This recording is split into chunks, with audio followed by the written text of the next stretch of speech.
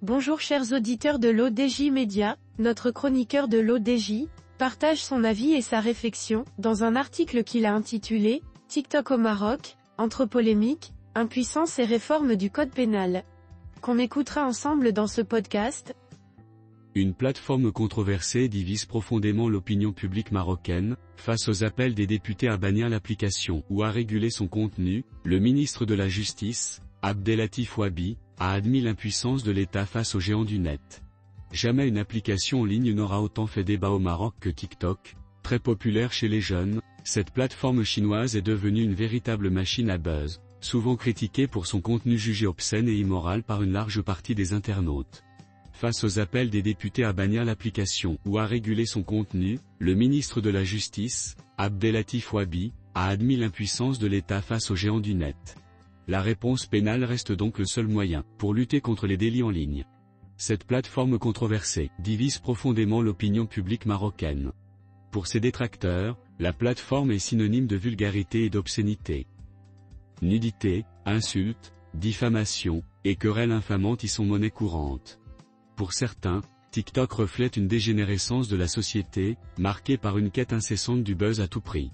En revanche, la génération Z y trouve son compte, prête à tout pour gagner en notoriété, même si cela implique de participer à des challenges dégradants mais lucratifs. La controverse a pris une dimension nationale, avec des discussions fréquentes au Parlement. Lundi dernier, les députés ont de nouveau abordé la question lors d'une séance plénière sur les mesures urgentes à prendre contre les menaces morales de TikTok. Abdellatif Ouabi a reconnu l'incapacité de l'État à contrôler le flux massif de publications quotidiennes sur la plateforme. Il a souligné que les décisions concernant les réseaux sociaux sont prises à Washington ou à Pékin, et non au Maroc. Face à l'impossibilité de bannir ou de réguler directement les plateformes, seule la réponse pénale s'impose. Les actes répréhensibles sur les réseaux sociaux, comme la diffamation, la désinformation, et l'atteinte à la vie privée, tombent sous le coup de la loi. Toutefois, le volume immense de contenu et l'anonymat des utilisateurs compliquent la tâche des autorités judiciaires. Les affaires de sextorsion et de diffamation sont parmi les plus courantes, selon le service de lutte contre les crimes liés aux nouvelles technologies de la DGSN. L'espoir réside dans la future réforme du code pénal, que le ministère de la Justice prévoit de dévoiler bientôt. Le ministre Ouabi a annoncé des mesures plus strictes pour sanctionner les abus sur les réseaux sociaux.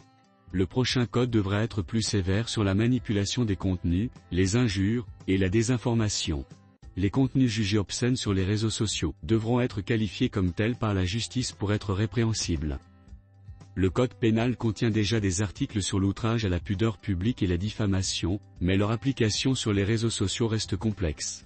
Alors que le débat sur l'indécence et l'immoralité de certains contenus reste ouvert, la réforme du code pénal pourrait apporter des solutions pour réguler les réseaux sociaux au Maroc.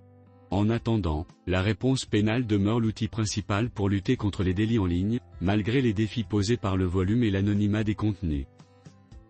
Ce que dit la loi pénale sur actes commis sur le net, un contenu jugé obscène sur les réseaux sociaux par le public ne saurait être qualifié d'acte répréhensible par la loi, que si la justice le qualifie comme tel.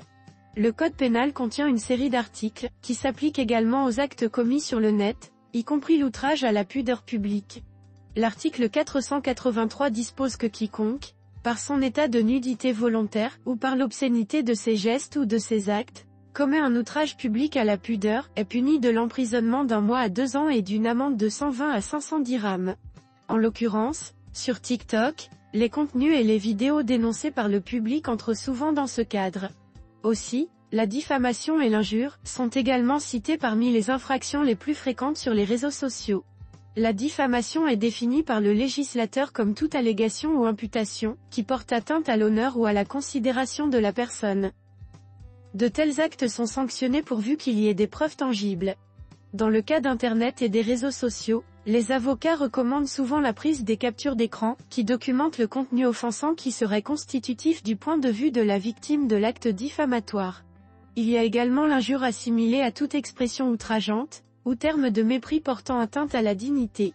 L'article 85 de la loi numéro 88-13 relative à la presse et à l'édition, qui complète le code pénal, punit d'une amende de 10 000 à 100 000 dirhams la diffamation à l'encontre de particuliers alors que les injures sont punies d'une amende, qui varie de 10 000 à 50 000 dirhams. C'est tout pour aujourd'hui sur R212.